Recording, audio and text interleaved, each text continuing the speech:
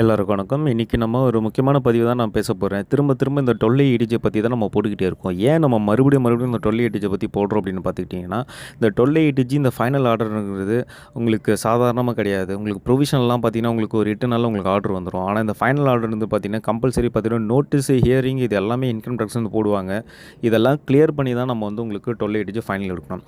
அப்படி இருக்கும் சமயத்தில் பார்த்தீங்கன்னா, நிறைய பேர் இந்த 10 AC அதாவது ப்ரொவிஷனல் ஆர்டர் வாங்கியிருப்பீங்க. ப்ரொவிஷனல் ஆர்டர்லேருந்து ஃபைனலுக்கு கன்வெர்ட் பண்ணுறதுக்குன்றது குறிப்பிட்ட டைம் இருக்குது, அவகாசம் இருக்குது. அந்த டைமுக்குள்ளே பார்த்தீங்கன்னா நீங்கள் வந்து ப்ரொவிஷனில் ஃபைனல் ஆர்டருக்கு நீங்கள் கன்வெர்ட் பண்ணி தான் ஆகணும். இது கட்டாயம்.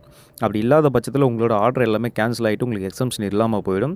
அது எப்போ நீங்கள் பண்ணணும் பார்த்தீங்கன்னா, உங்களோட ப்ரொவிஷனல் ஆர்டரில் 2025-26 எக்ஸாம்பிள் சொல்லணும்னா 25-26 அசஸ்மெண்ட் இயர் கொடுத்துருக்காங்க அப்படின்னா, அந்த 25-26 அசஸ்மெண்ட் இயர் அப்படின்னா உங்களுக்கு March 31 முடிஞ்சு போச்சு. அதாவது இந்த வருஷம் March 31 முடிஞ்சு போச்சு.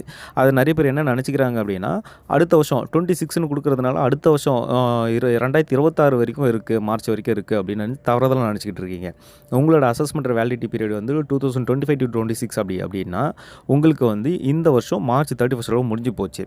உங்களுக்கு ஆஸ் பர் ரூல் பார்த்தீங்கன்னா 10ACயில் கொடுத்துருக்கிறது இந்த 6 மாதத்துக்கு முன்னாடி, அதாவது உங்களோட ஆர்டர் காப்பி வந்திருக்கு இல்லைங்களா, 10AC வச்சுருக்கீங்களே, அதில் உங்களுக்கு எக்ஸ்பைரி டேட் வந்து 2025-26 இருக்கும்போது March 31 அப்படின்னா அதுக்கு ஒரு 6 மாதத்துக்கு முன்னாடியே நீங்கள் வந்து ஃபைனலுக்கு அப்ளை பண்ணணும். இதுதான் ரூல். நீங்கள் அதை தாண்டி நீங்கள் பண்ணிட்டீங்கன்னா கூட உங்களால் ஏடிஜி டோல்லில் ஃபைனல் ஆர்டர் எடுக்க முடியாது. அது ஒரு ரீசன் உங்களுக்கு மென்ஷன் பண்ணி உங்களுக்கு வந்து கேன்சலேஷன் பண்ணிவிடுவாங்க உங்களோட டேக்ஸ் எக்ஸம்ஷனை.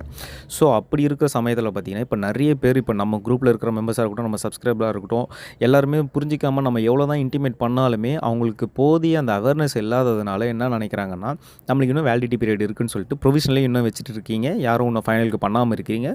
சில பேர் என்கிட்ட ஃபைனல் பண்ணிக்கிட்டாங்க. இன்னும் நிறைய பேர் பண்ணாமல் இருக்கிறீங்க. அவங்களுக்காக தான் இதை பதிவு.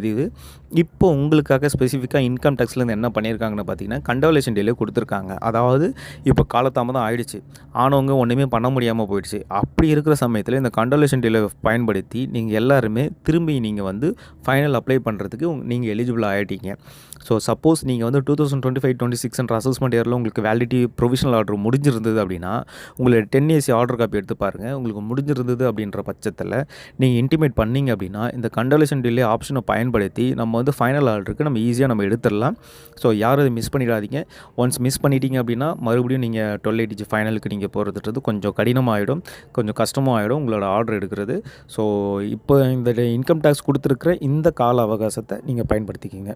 அதே மாதிரி இந்த அவகாசம் பார்த்திங்கன்னா உங்களுக்கு ரொம்ப நாள் நீடிச்சு இருக்காது. எப்போ மறுபடியும் இதை டிசேபிள் பண்ணிவிடுவாங்கன்னு தெரியல. ஸோ அதுக்கு முன்னாடி நீங்கள் பயன்படுத்திக்கோங்க. Thank you so much.